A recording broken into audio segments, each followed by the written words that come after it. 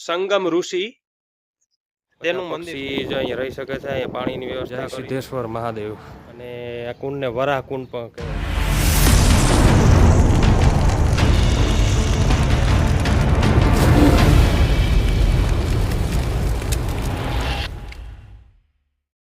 સીતારામ, જય માતાજી મિત્રો. ફરી સ્વાગત છે તમારું એક નવા વ્લોગની અંદર.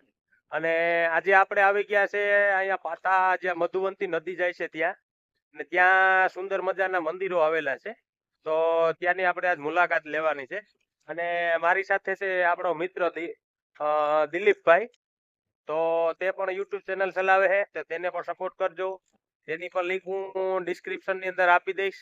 અને ચાલો હવે આપણે મંદિરો જોઈએ, કેવા કેવાના મંદિરો છે. અને મારી પાછળ તમે જોઈ શકો છો, તો આ દરિયાનો વ્યૂ છે. અને આ બાજુથી આ જે મધુવંતી નદી આવે છે તેનો પણ વિડીયો આપણી ચેનલની અંદર છે, તો તે પણ તમે જોઈ શકો છો. તો ચાલો હવે હું તમને મંદિર કેવાનું છે એ બતાવું, અને કોમેન્ટ કરજો મિત્રો. તો ચાલો હું મંદિર બતાવું. જો આ હાઈવે ઉપર જ આ મંદિરો આવેલા છે, અને આ બાજુ મધુવંતી નદી આવેલી છે, ને આ છે હાઈવે. અને આ એક મંદિર છે, એક મંદિર વાં છે. તો જોઈએ હવે આ કોનું મંદિર છે.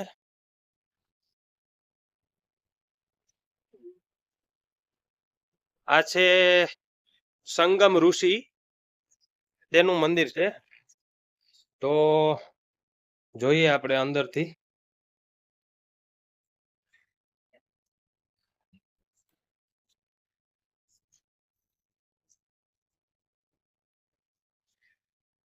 જય ગણપતિ બાપા. તો આવો અંદરનો વ્યૂ છે મંદિરનો. મંદિર નાનું છે મિત્રો. જો આ મંદિર છે, આ જૂની મૂર્તિ છે, આ નવી મૂર્તિ લાગે છે બનાવેલી. અને નજીકથી ચલો હું બતાવું તમને. સંગમ ઋષિજીનું મંદિર છે. આ ગણપતિ દાદા, અને આ જૂની કોતરણી કામવાળી પૌરાણિક મૂર્તિ છે. જો તમે. અને બાજુમાં એક બીજું મંદિર છે.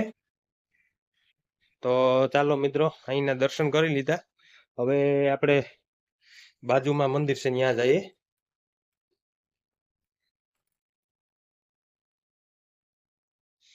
એક મંદિર અહીંયા આવેલું છે. આ પાછળ દરિયાનો વ્યૂ છે. આ મધુવંતી નદી છે, એનો વિડીયો પણ મેં આગળ મૂકેલો છે, એ તમે જોઈ શકો છો. અને અહીંયા એક મંદિર છે મોમાઈ માતાજીનું, તો એ પણ જોઈએ આપણે.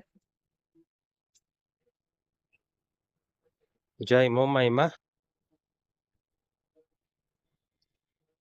અહીંયા કોઈ મૂર્તિ કે નથી, પણ આવી રીતના શિલાલેખ લખેલો છે ખાલી. અને અહીંયા એક નાની મૂર્તિ મોમાઈમાની જો નીચે રાખેલી છે. જો હું તમને ઝૂમ કરીને બતાવું. સમજા. બાકી અહીંયા તો આવી રીતના સ્થાન છે, બરોબર.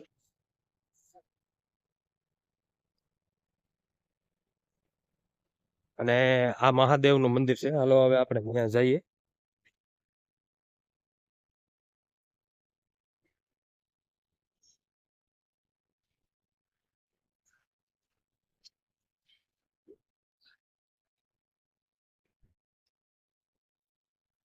આ પક્ષીને રહેવા માટેનું સ્થાન બનાવ્યું છે.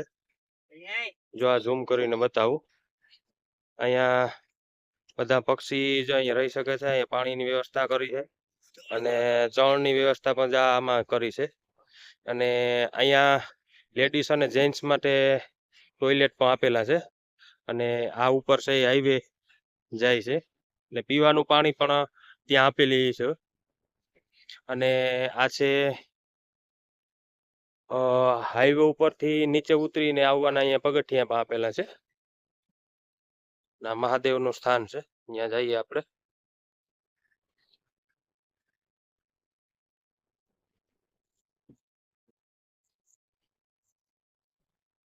છે સિદ્ધેશ્વર મહાદેવ.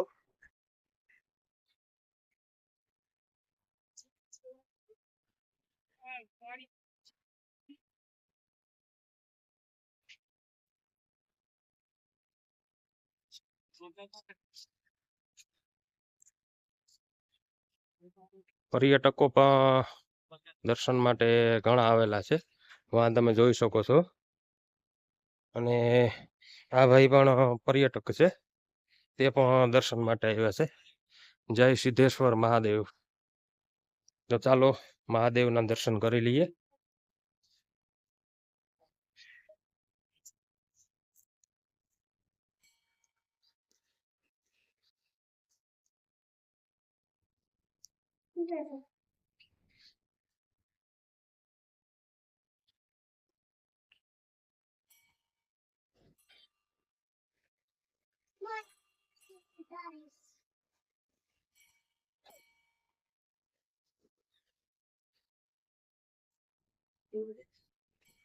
જય મહાદેવ.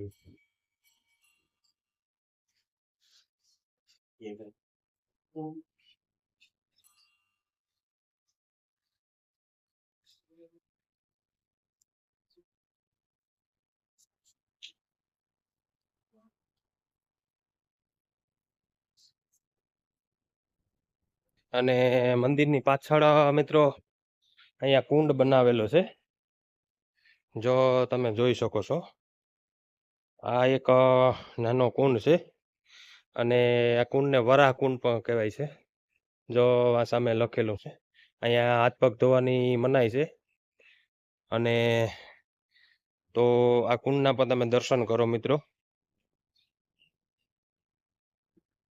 અને બીજી એક ખાસ સૂચના, સેવ મમરા અહીંયા ખાવા પણ નહીં, અને આમાં માછલી છે તો એમાં નાખવા પણ નહીં, તે પણ અહીંયા સૂચના આપેલી છે. જો સામે એમાં લખેલું છે, તો તમે જોઈ શકો છો. આ મંદિરની પાછળના ભાગમાં આ કુંડ આવેલો છે. તો આપણે અહીંયા દૂરથી જ દર્શન કરી અને પ્રણામ કરી લઈએ. તો વરાહ ભગવાનનો આ કુંડ છે, તમે જોઈ શકો છો. તો પર્યટકો પણ દર્શન માટે અહીંયા ઘણા આવે છે.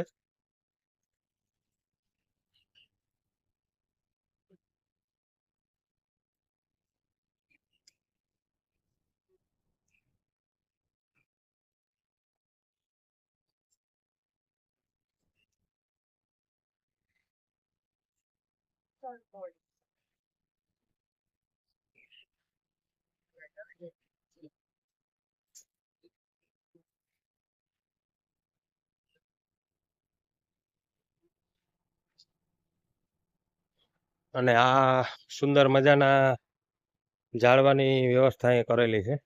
એમાંથી ચીડી આપેલી છે નીચે ઉતરવાની.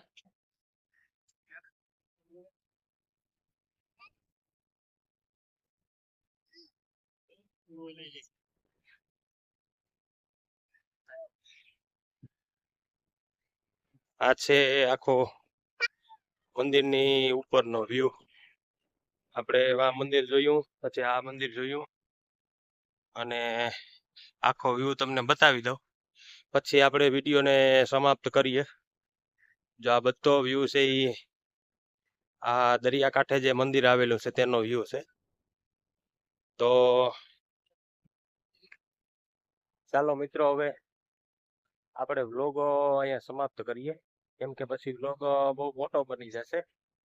એટલા માટે વ્લોગને હવે આપણે પૂરો કરીએ.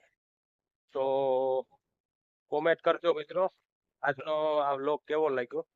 અને કોમેન્ટમાં બધા મિત્રો હર હર મહાદેવ જરૂર લખજો. અને જે કોઈ પણ નવા સબસ્ક્રાઈબર આવ્યા હોય તો બધાને મારી વિનંતી છે, જે પણ વિડીયો જોતા હોય એને, કે ચેનલને સબસ્ક્રાઈબ કરી અને વિડીયોને લાઈક કરી અને શેર કરી દેજો. તો ચાલો હવે આપણે નેક્સ્ટ વિડીયોમાં મળશું. ત્યાં સુધી બધા મિત્રોને મારા જય માતાજી.